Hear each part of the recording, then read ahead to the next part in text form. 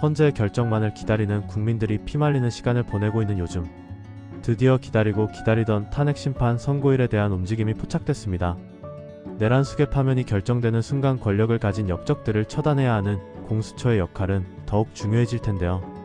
시원시원한 모습으로 국민들 속을 뻥 뚫어준 공수처장의 단호한 모습부터 내란 수계 파면, 선고일 예측 근거까지 쭉 확인해 보도록 하겠습니다. 꼼수를 썼으면서 자꾸 아니라고 하면서 위법한 이런 것들을 계속 해왔기 때문에 늘 그래왔듯 공수처장을 긁어보는 내란 의힘 장동혁 의원이지만 차분하게 궤변임을 짚어주는 공수처장입니다. 김용현 피고인 같은 경우에 구금 장소가 서울 동부지법 관할인 동부구치소였습니다. 그래서 그가 지금 체포되었다고 해서 관할이 자동적으로 생긴다는 것은 잘못 알고 하는 말씀이시고 지금 네. 했잖아요. 극딜이 안 먹히자 급기야 수준 떨어지는 모욕적인 말을 퍼붓는 장동혁이지만 그래서 말씀하시는 수사장을 하고 있습니까? 지금 관할에 대해서는 서울 원하지 않아요. 보란듯이 되받아치는 공수처장입니다. 다음번에는 저한테 묻지 않으시는 게 좋겠습니다. 네.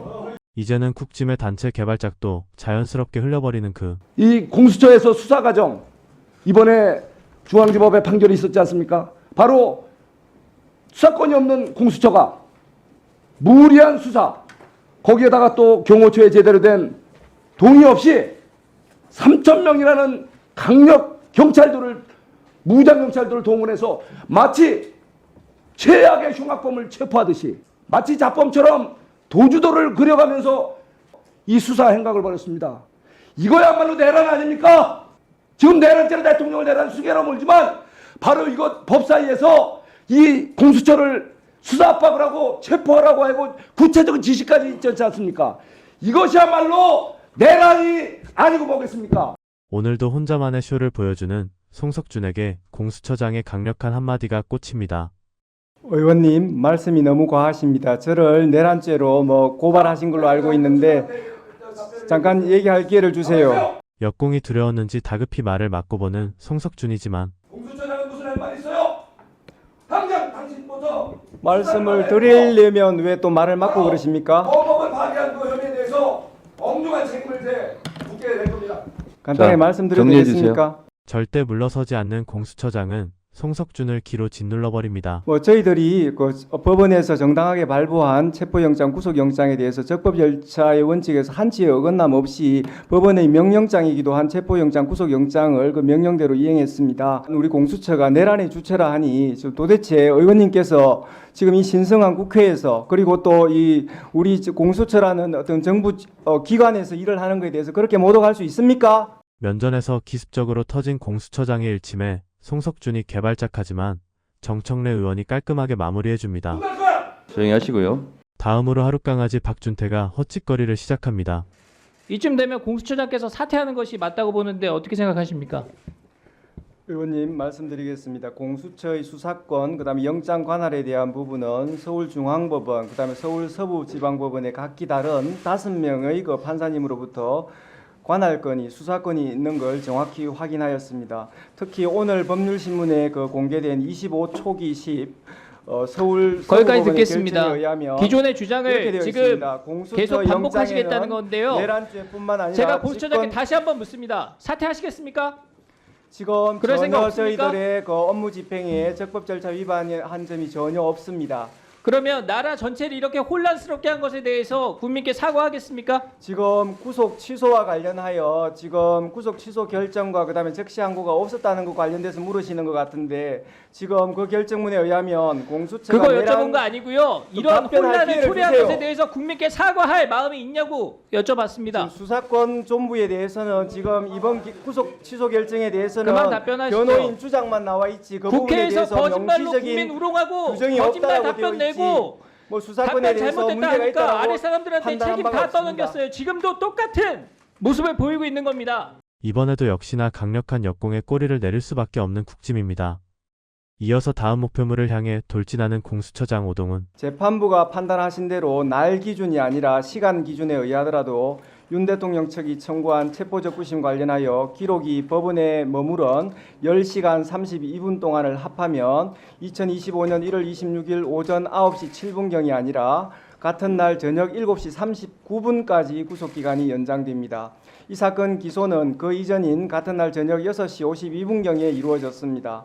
기소 검사는 가장 보수적으로 계산하여 시간 계산으로도 정확히 기소 시한 47분 전에 기소를 완료하였습니다. 그러므로 재판부가 제시한 시간 기준에 의하더라도 매우 적법한 기소였습니다. 재판부는 법 왜곡이 아니라 법 해석으로 평가받기 위해서는 현행 형사소송법 214조 2 13항 규정 중 어느 부분이 불분명한지에 대해서 해명되어야 한다는 생각입니다. 자, 공수처장, 심우정 검찰총장 등의 직권남용과 직무유기 예, 고발되어 있고 그 부분 아까 진행 중이라고 말씀드렸습니다. 예. 자, 수사하십시오. 고발인 조사할 거죠? 네. 고발인 조사 바로 하십시오. 네. 공수처장의 단호함에 국민들은 모두 박수를 치고 있습니다. 그러나 내란당 출신 이준석은 오히려 공수처 폐지법안을 발의했습니다. 현 시점에 공수처 폐지를 주장하는 이들의 면면을 살펴보자면 다 뒤가 구린 자들 뿐입니다. 쿡짐 의원들이야 말할 것도 없고 이준석만 보더라도 명태균 게이트 터지자마자는 명태균을 이 악물고 회피하더니 어느 시점부터는 급 돌변의 명태균을 옹호했었죠. 그도 결국 해먹기 위해서는, 그리고 명태균 게이트에서 살아남기 위해서는 공수처가 차후 걸림돌이 되리라는 것을 알고 있기에 이때다 싶어 공수처 폐지를 외치고 있는 것 같습니다. 하지만 되려 이런 자들이 공수처 폐지를 외치는 걸 보니 공수처가 왜 국민들에게 필요한 기구인지를 알 것 같습니다. 윤석열의 명언이 다시 한번 떠오릅니다. 떳떳하면 수경기관 통해서 권력자도 조사받고 측근도 조사받고 하는 것이지 특검을 왜 거부합니까? 죄 졌으니까 거부하는 겁니다. 뉴탐사 보도에 의하면 헌법재판소에 윤석열 대통령 탄핵 심판 선고일이 임박했다고 합니다. 현재 주목할 만한 몇 가지 움직임이 포착되고 있다는 소식인데요. 보도에 의하면 국토부가 3월 13일 자정부터 헌재상공 드론 비행을 금지했고 경찰은 3월 14일 가용 경력을 파악하기 시작했습니다. 헌재는 3월 18일 박성재 법무장관 변론을 시작한다고 발표했으며 3월 달에는 17일까지 일정을 비워둔 상태입니다. 한편 윤석열 구속 취소 결정에 대한 검찰의 즉시항고 결정 시한도 하루 남았습니다. 법원행정처장이 즉시항고가 가능하다고 언급했음에도 검찰은 어제는 검토한다더니 오늘은 부정적 입장인 것 같습니다. 만일 내일 파면 선고가 나온다면 수사팀 주도하에 검찰의 태도가 달라질 수도 있을 것으로 보여지는데요. 오늘 헌재가 최재해 감사원장과 이창수 지검장 등에 대한 탄핵 심판을 기각했지만 이는 윤석열 탄핵 심판의 전초전으로 볼 수 있습니다. 헌재는 내란에 대해 추상같은 판결을 내려 다시는 이런 일이 반복되지 않도록 하는 역사적 책임을 져야 할 것입니다. 현재로서는 선고일이 3월 17일이나 21일로 연기될 가능성도 제기되고 있지만 국민들은 하루라도 빨리 내란 수계의 파면 소식만을 기다리고 있다는 점 헌재를 향해 외치며 오늘 영상 마무리하도록 하겠습니다.